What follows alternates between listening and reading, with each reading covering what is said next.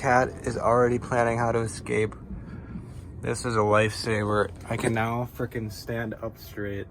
All right, so here is the hatch. It's a 16.5-inch square. Here is the little bracket I made. Goes right up in here. And here's some of the equipment. I've got my saw, got some drill bits. And yeah, let's do it. All right, here we are, almost all the way through. I guess it's going okay. I wonder if my warranty is voided now.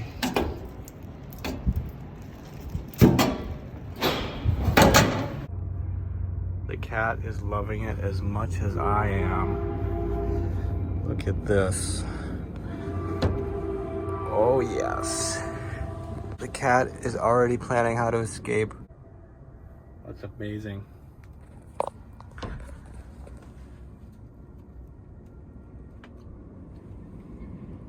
All right, so at this point, it's been a day or two now, and I haven't really finished it yet. There's no silicone or the sealer. And there's only about 3 screws in it right now. And I'm sort of wondering if I should fill in, there's these channels, and I'm wondering if I should put like a little metal plate in there so it fills it out, or if I should just say fuck it and just squirt the fucking sealant in there and see if it, I mean, I don't know. But anyways, it's fucking awesome. All right, here we are again on another day. Look at this, I got this little pet screen material. I've got it up here on magnets for right now, some strong neodymium magnets.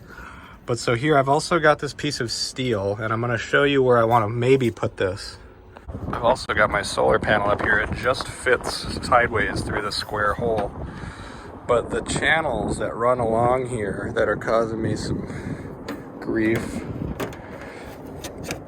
So I'm thinking, is it a good idea to put this in there or not? Or should I just use butyl tape and squeeze it? Or should I just squeeze the frickin' sealant in there and call it a day?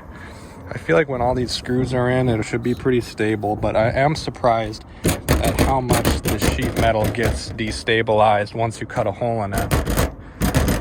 I mean, this would have happened either way when you put weight on it, but now it's just more. But if you tighten this up, is that gonna strengthen this whole thing back up a bit? These are the questions that we are asking. I mean, this is just like the right size. But then you got to cut a hole in it, and then you have to put the sealant on both sides of it and around it. And is it gonna rust? Like, I don't freaking know. All right, I've cut some of these up. We're gonna put those as spacers. All right, everything is finally done. It's a little messy, as you can see. I'll have to clean that up. This got a little messy. This stuff is it's just messy. I only had like 5 disposable gloves, and I could have used a whole box, but whatever. It's not really black per se. It's kind of like dark gray almost. Just kind of lame.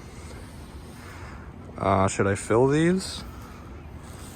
I think they should be fine not filled because it's sort of like squeezed out in between the whatever. So yeah, it looks like shit, but I think that it should be watertight. It's still not dry. Did it last night at like 4 o'clock. But it actually definitely stabilized these parts where like the sheet metal was deforming and then it would like pop back. Now like you step on it and it just like it comes back by itself. So it's definitely regained its strength in the hood, and I don't know about right there. I don't know if that was like that or. Next step is the roof rack. Stay tuned, guys. Be sure to subscribe. Click the bell for notification.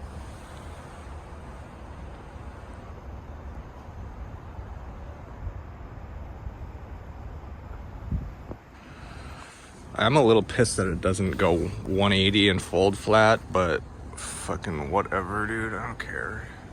Looks pretty good. Looks better than an Air Max fan, and that's all that counts. Screw everybody else.